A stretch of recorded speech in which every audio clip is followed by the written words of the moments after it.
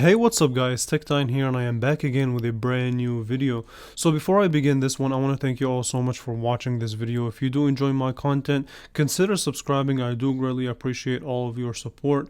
It means a lot to me. With that being said, today we're going to be talking about the all new Motorola Moto G 5G, and this is the 2023 model. So let's see what Motorola brought to the table this time around. And actually, if you think about it, this is a surprisingly really budget friendly phone. So the price of this model here is $150. If you spend the extra $50, you get more storage. So the base storage is 64, but you can get up to 128 gigabyte of storage. With that being said, let's start and discuss the design of the phone itself. So Motorola this time around took kind of a different approach from last year's generation, and later on in the video I'll show you how last year's generation looks in comparison to 2023 model. But this time around, the back has a really soft touch and it's very slippery, and if you actually shine it under direct sunlight, you get this kind of cool, almost kind of a sandstone look without a sandstone feel. I don't know if that makes sense, but that's the type of vibe that I get with this phone. It looks really nice for a $150 phone. Now, like I said, it is very slippery. It doesn't catch fingerprints just because of the matte finish to it, and it's a very soft back, so definitely a case is recommended. Also on the back, you get a dual camera setup, which we will talk about later on in the video, but the main sensor is 48 megapixels. And if you look at the camera design, while it's not completely flat, it does protrude ever so slightly. It's better than a lot of phones that I've seen lately, especially since we live in a crazy world where camera protrusion is at an all-time high. So if we look at our buttons, so on the right hand side you have your power button / fingerprint, as well as your volume up and down. Now I do have to say this, the power / fingerprint sensor is really smaller than the average power / fingerprint sensor that I've seen in phones, and the volume up and down are not as clicky or as tactile, so Motorola did cheap out a little bit on that. And one complaint that I have about it is that the buttons are placed higher than normal. So normally buttons are placed lower than this. It's just the button placement is not, to me, I think it's wrong. It's placed really high, which makes it harder to use in a one-hand situations. As far as your bottom, you get a couple of I/O ports here. You get your speaker, you get your USB-C that does support up to 18-watt fast charging, a microphone, as well as, crazy to see in 2023, but you still retain a headphone jack.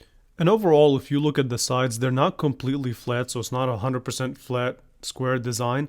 It does have this kind of curvature that does help out in the grip here and there, so that's definitely appreciated, and good attention to detail from Motorola's side. Overall though, as a design, as the way the phone looks, to me honestly, for 150 bucks, listen, I have zero complaints. Actually, I think it's a better look than last year's generation in my opinion. Alright, so before I move on to the display, I want to discuss this real quick. So the box that this phone came in is ridiculously tall, which I don't know why it looks like that, but it is what it is. But also, in addition to all of that, Motorola has officially joined the no wall plug team. But you do get the cord, only this time it's USB-C to USB-A, so I don't know what's going on in that regard. But anyway, back to the display department. So this time around, Motorola gave us a 6.5-inch 1600 by 720p display, and honestly, I think in my opinion, this is the most disappointing part about this phone. So in 2023, this display is definitely low resolution. I wish it was at least 1080p. I'm not asking for like a OLED or anything crazy for 150 bucks, or even $199 if you opt in for the 128 gigabyte storage, but I do expect 1080p. I think that should have been a standard a long time ago, but that's just what we get. And I think Motorola made the sacrifice of making this phone 720p, but still gave us a refresh rate of up to 120 hertz. Listen, the 120 hertz are nice and all, but 1080p is just as nice in my opinion. So if you go to your settings and you go to your display, you go all the way to your display options, you should be able to see something. So the display settings have a lot of things going for it, but go ahead and click on the display refresh rate. You have a couple of options. You can either keep it in auto 60 hertz or 120 hertz. I kept it at 120 hertz. If they're not going to give us 1080p, might as well take advantage of that 120 hertz.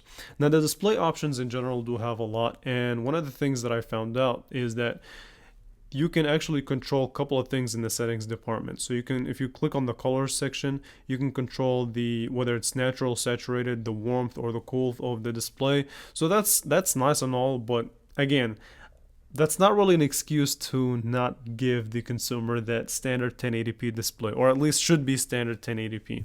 But that's just my opinion on the display. I'm not saying that it's a horrible display though, by any means. I just think the resolution should have been higher to take advantage of the 120 hertz that come with it. Yeah, that's just my idea with the display. Overall though, as a quality, the colors on here are spot on, so I really like the colors. I like the saturation. You can change the tone whether you want it in cool or warm tone, but overall, in my opinion, this is a decent display. Okay, so next up, let's discuss the camera department. So this phone has a dual camera setup. You have a 48 megapixel sensor as well as a macro sensor.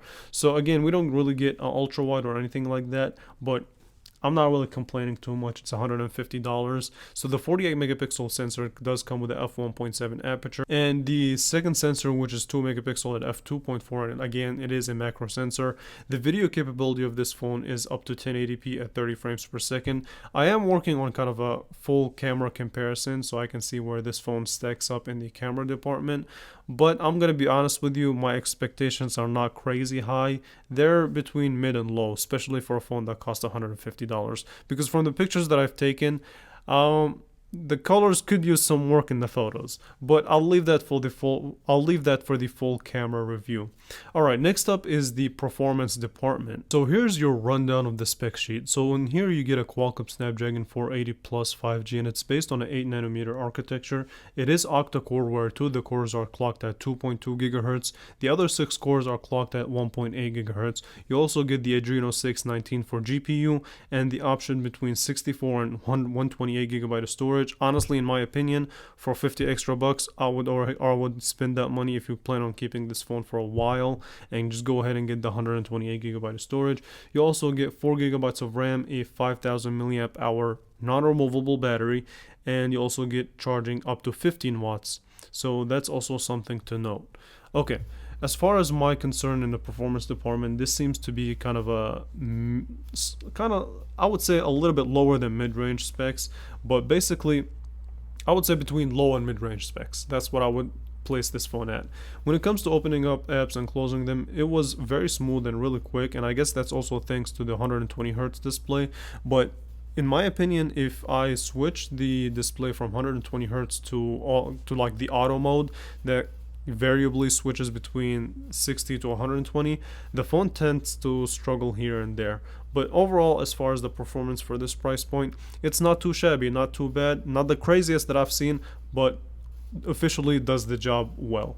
Okay, now let me show you guys the comparison between last year's generation and this year's generation. So this is not a full comparison. If you guys want to see that, I'll go ahead and put that on my list and make sure to do so, and give you guys a kind of full video comparison if you guys want to see it. But as far as I'm concerned, to me the design does look cleaner on the 2023 model.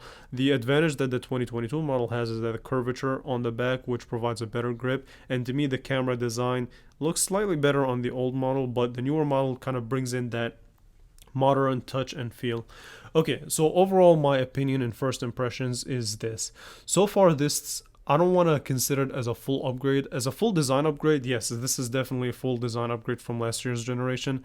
But as far as the spec department and what you would get as an overall package, it's a hit and miss. So yes, you do get 120 hertz display, which is an upgrade from last year's generation. But the camera on the last year's generation was a 50 megapixel, so you lose 2 megapixels with the new camera. And when I do the full camera comparison, we'll see. But if this is going to be kind of your first phone and you don't mind spending 150 bucks, I don't really think you'll be disappointed.